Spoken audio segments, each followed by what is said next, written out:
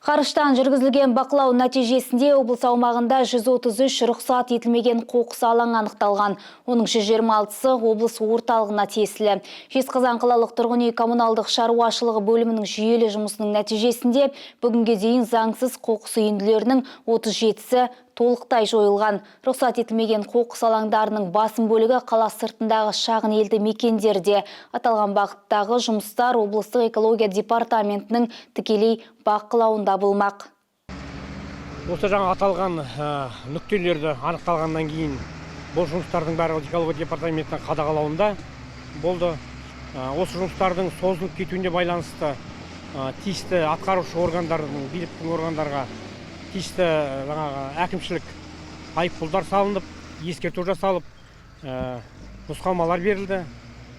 Енді сол жасалған нұсқаулардың нәтижесінде қазір жұмыстар жылжып жүріп, қазір өздеріңіз көріп отырғандай жұмыстар жалғасуда.